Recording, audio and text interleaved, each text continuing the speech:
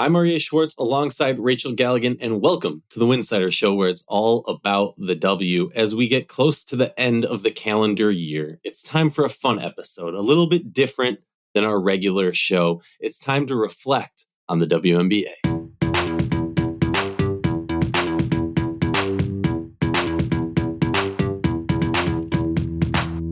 If you like our show, please consider joining our Patreon community, patreon.com/Winsidr. That's patreon.com/Winsidr. For less than a cup of coffee a month, you can directly show support for the hard work we do covering the W. And don't forget to see our amazing staff's written content over at winsidr.com. That's winsidr.com. Welcome back to the show. Excited to be here for a little bit out of the ordinary.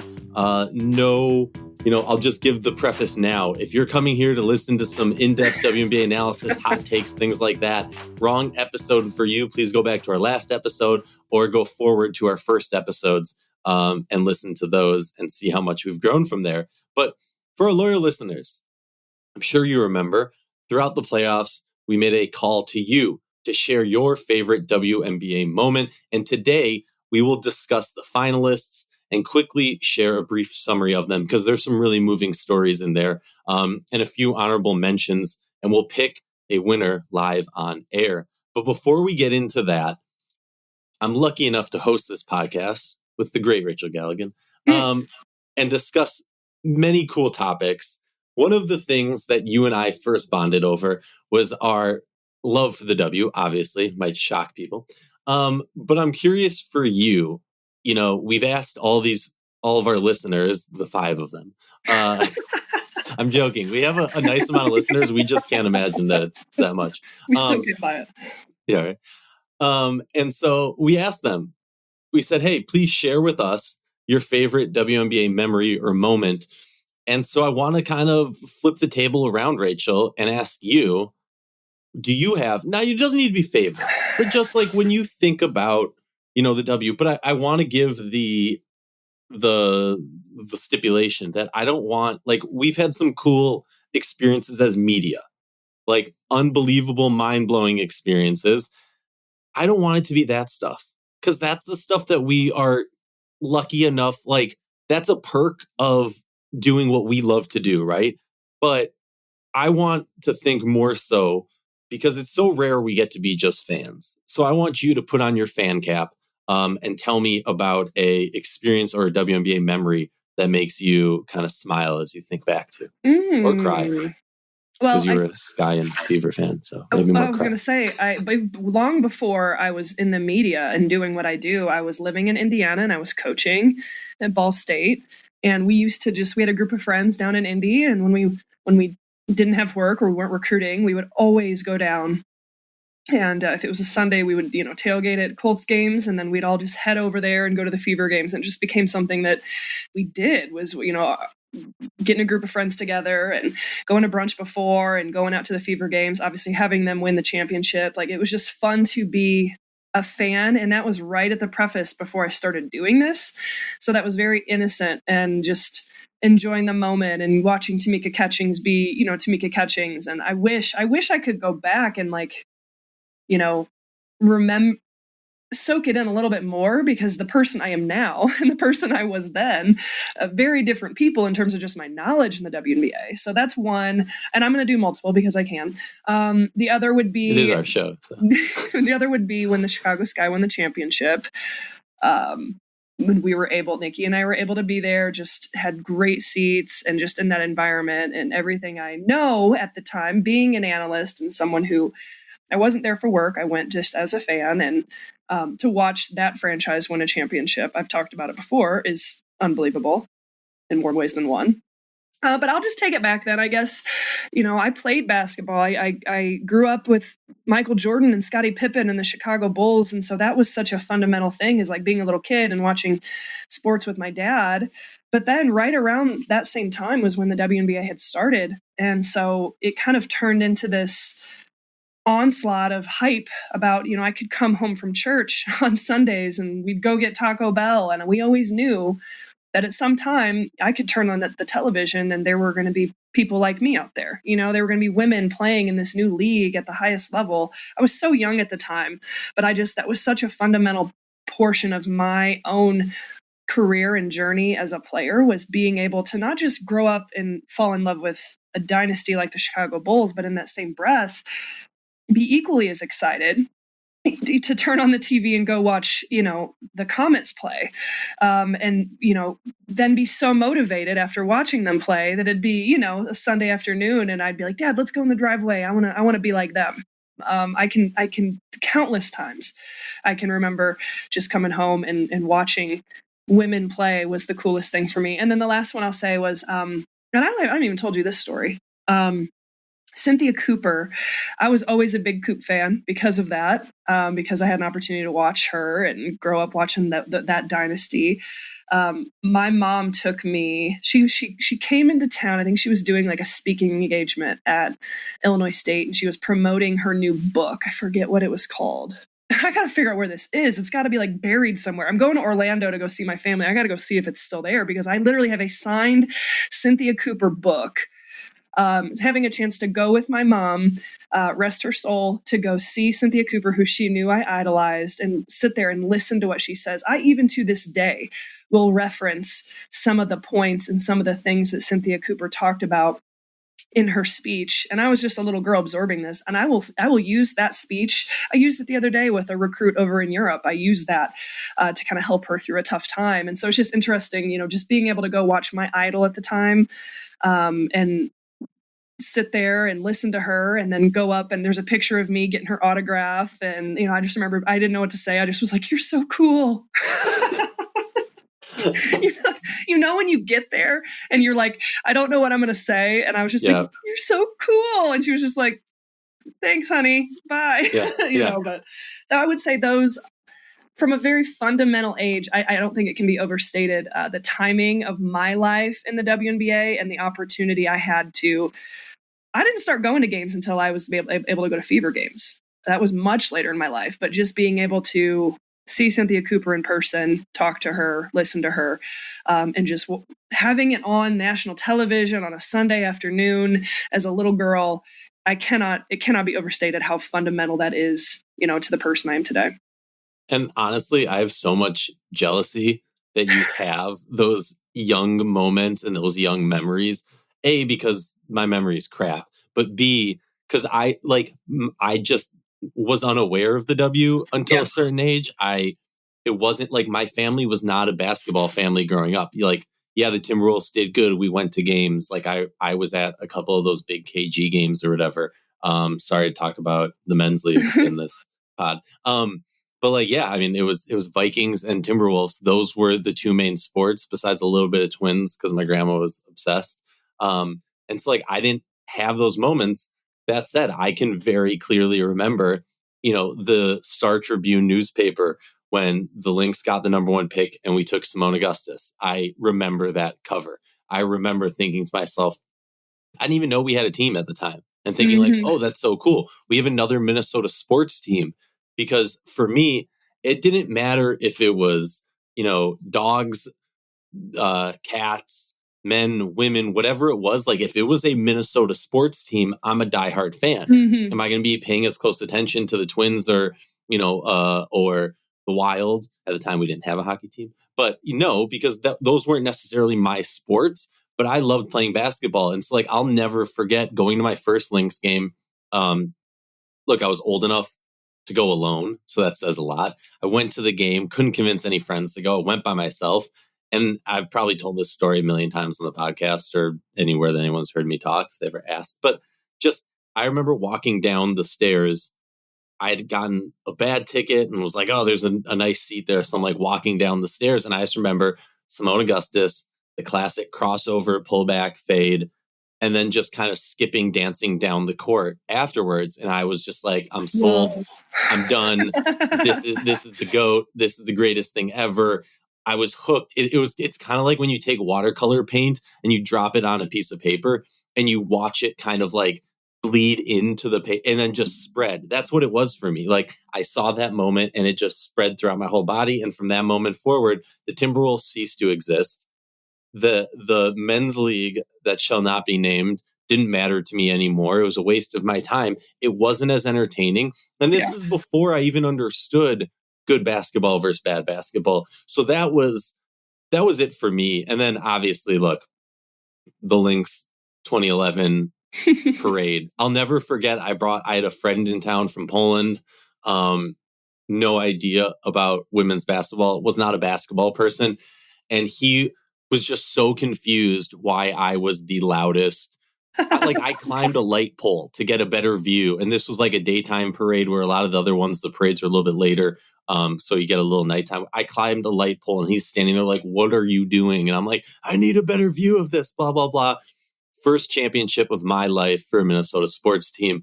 But enough about me and enough about Rachel. Let's talk about, we got some honorable mentions. Okay. The first one, I sincerely apologize. I stink at reading and I'm going to butcher your name. I very much apologize. Coralie. Sorry.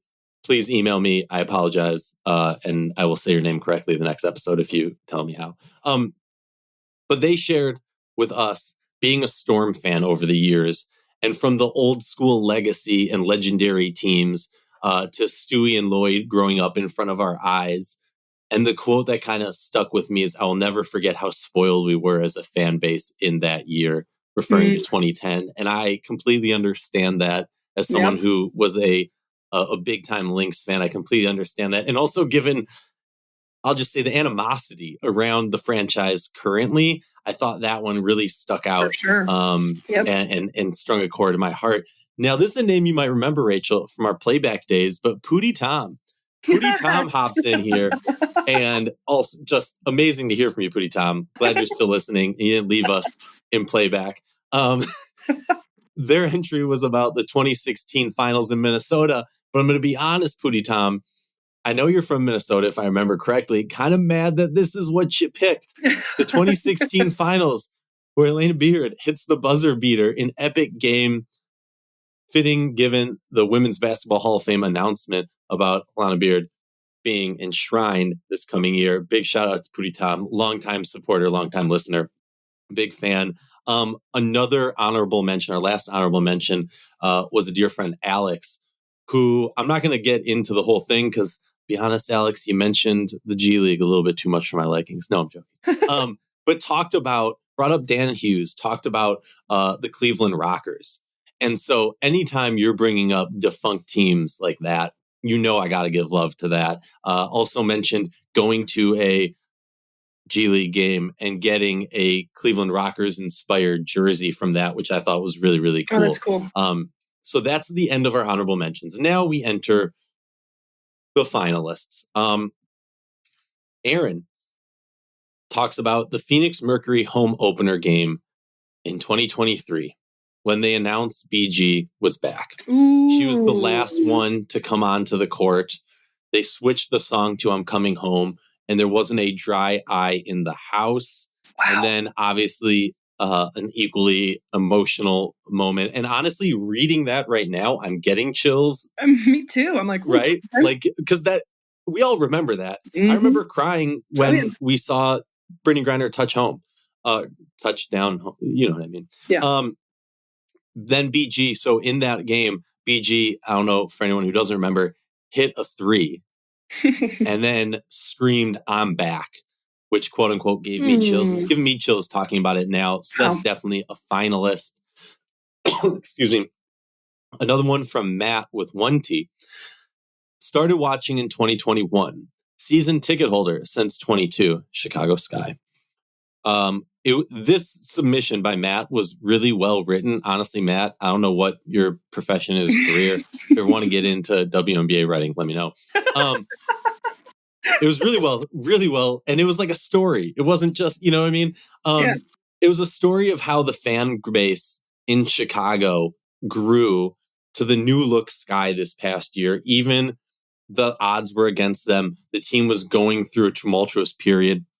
You know, all these Ka just left, all these different things, new coach, and talked about, swag surfing and how the crowd wasn't into it, but as the season and kind of used swag surfing as a metaphor for this season. And then kind of how the team, the fandom rallied behind the team.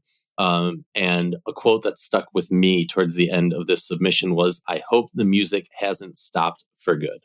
Because talked about how the music started to play and the team was getting into it and the vibes were turning up. And then slowly, hey, new head coach, all these movements, things like that. And now let's just hope that the music has not stopped for the Chicago Sky for good. Now, moving on to our last two finalists. And Rachel, we're gonna do a little deciding of who wins it in a moment, but we'll get there. From Alejandro, and I apologize if I messed up your name. Moved to New York from Spain in 2020. First game coming out of the pandemic at Barclays. Went alone, if I read that or if I listened to that correctly. Also, sent a video clip and an audio clip to send this one. What was so noticeable about that game? A Sabrina Ionescu buzzer beater to win the game. Doesn't remember if it was a 2-point or a 3-point. Doesn't matter because they left the game crying with joy of being able to experience that game. And that really hit me because as somebody who's a Minnesota sports fan, I never had tears of joy from sports growing up until the Lynx won their first championship. It was always tears of sadness. Gary Anderson missing the field goal, Blair Walsh missing the field, like all these. It was always sadness, and so I appreciate and understand how emotional sports can be, not just in the negative that gets so much attention. And then this quote also stuck with me. Someone who comes from a family of immigrants, fulfilling a small dream in the larger American dream, really touched me. And our last finalist, Ryan, again, another Liberty person, talked about being a Liberty fan from afar, becoming a Fever season ticket holder because they lived closer to Indiana. And it was easier to attend those games. But the Fever were hard to cheer for many years, which led Ryan to the Sky fandom. I appreciate the honesty on this one. We understand. And attending games in Chicago. This entry was all about, and again, this really hit home for me. It's all about this. We are in an inflection point and a changing point for the league, right? For so many, I remember when I moved to DC, I'd bring a group of Minnesota fans, not Lynx fans specifically, Minnesota fans, when the Lynx would come to town. And you could stand next to the entryway. This is bad to say publicly, you could sneak in the media entrance back in those days at the Verizon Center, the XL Center, whatever it was called. And the player fan interaction, because the W had not ballooned up to the,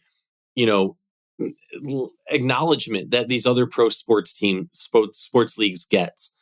You could show up, you could stand there. The players would interact with you. The players would take their time to meet with you. Talk, like you were talking about Cynthia Cooper, taking time to talk to the young. And I'm not saying we're at a point that this isn't going to happen again, but we have to acknowledge that there were benefits for WNBA fans, diehard fans, people who were truly inspired by these amazing athletes.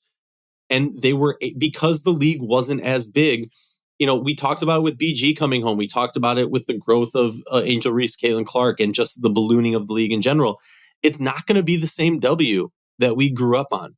There's not, and that's pure safety, pure realisticness of it. And so this entry was all about how it's an end of an era of that player fan interaction, not necessarily, doomsday type thing. And it's not a bad thing. This is a great thing. These players deserve more, deserve better. But that's still, we have to acknowledge that there is going to be a change that it's not going to be the same that it was before. So now I've been rambling way too much. Rachel, was there one of these that really touched your heartstrings the most? Sorry to put you on. Well, I didn't think I'd be sitting here on my Monday morning drinking my second cup of coffee, like damn near tearing up a little bit. So, okay, didn't expect that. But first and foremost, sometimes since being in this role and analyzing the league in which you and I currently do, I think it puts on a certain type of lens in which you view it. And I think there are days where I still get asked all the time, like, who's your team? And I don't think of it that way anymore. I don't get to be a fan. Like I'm not capable of it anymore. I still love it. I still enjoy it. I love good basketball. It's so deep rooted in me, but like, I don't have my team. I don't have my, I experienced that years ago for a little bit. And I think, it's just hard to separate your mind when you're kind of on the side of it. So the point I'm trying to say is it's nice to hear these stories. I think it's something we should do a little more often, just to give you and I a different type of perspective that we don't get to experience every single day. I mean, you guys know I'm out here in Denver, Colorado. I don't get to go to very many games. And the summertime for me is extremely hectic. Knock on wood, I'm hoping that this one is not as busy. From here on out, I'm going to hopefully make some changes and I can be a little more in person at some things, but it's not as easy as it once was for me to drive up to Chicago, drive over there to Indy, drive overnight to Minnesota for an all-star game. That happened. Oh my God. Through the night. I was crazy. Yeah. So the last few years have been hard. I feel like I have this kind of virtual relationship with the WNBA, if you will. So it's nice to hear these stories. It's nice to kind of just remember it's so much bigger, than just getting on here and analyzing the moves and free agency. And it's impacting people day in and day out. So I just want to thank everybody who gave submissions, who shared those stories, because at the end of the day, as a passionate basketball fan, as a woman in women's basketball who's given my whole life to this, of course, it no surprise it's going to make me a little emotional to hear those things, because it's just, I love to hear how it's impacting people and bringing joy to their lives. So thank you for sharing those. I don't know, it's hard for me. It's really hard for me to get past the Brittany Griner one. That one, obviously, I think is always going to strike an emotional chord. I also liked, was Alejandro from Spain, talking about just coming over here and having the opportunity to, go check out a game and be so impacted and leaving in tears. Like, I don't know how I'm supposed to pick from these. This is hard. I'm going to be honest. Aaron, no shade. I ruled out the BG one only, and not. I wasn't joking. It wasn't just saying it. Like, I literally got chills. That was a deep emotional. Well, and how amazing for Aaron to get to be there in that moment. So freaking lucky. Wow. Because I'm a jerk. The thing that I'm going to push back against and the reason why, and I already kind of filtered them out. Aaron, no offense, we had you in fourth place. The reason why is because while that was so emotional, that was an experience that I think a lot of people had. We all kind of shared it. And so I think that touched me deeply also. Yeah. But some of these other ones were such unique individual experiences that I think,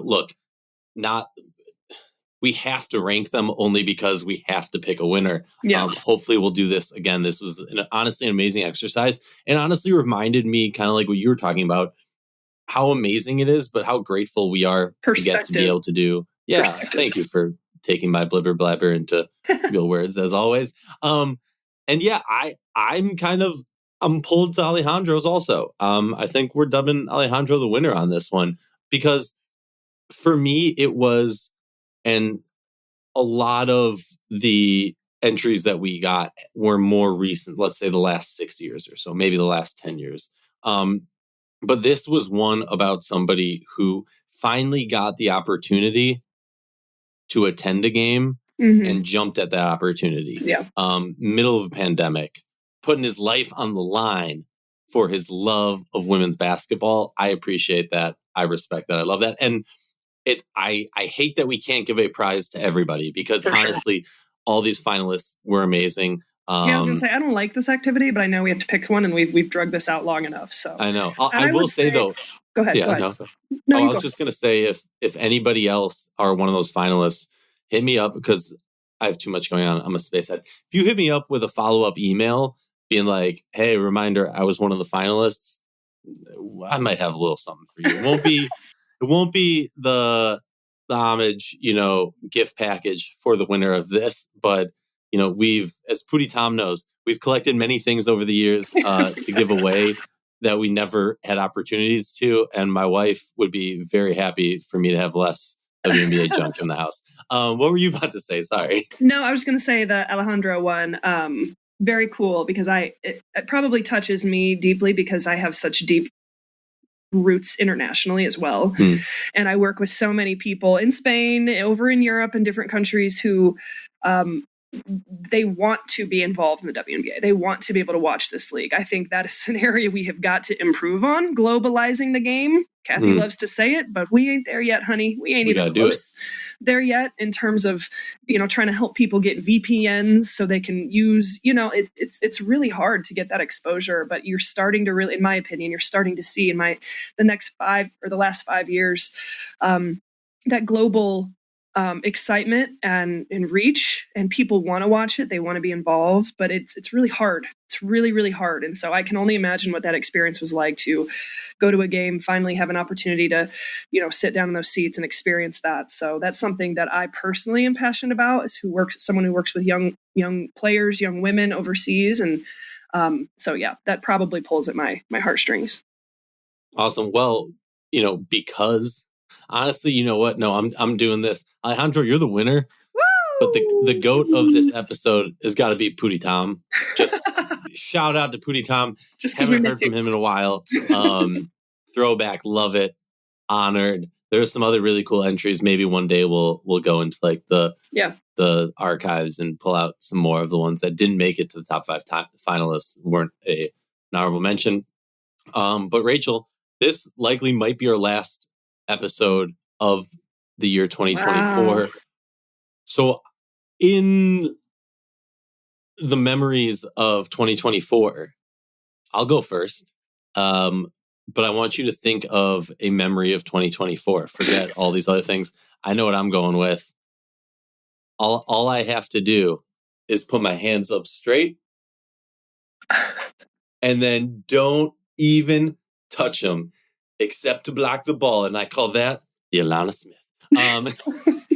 I'll never forget the WNBA finals this year. It was epic. It was historic. It was amazing.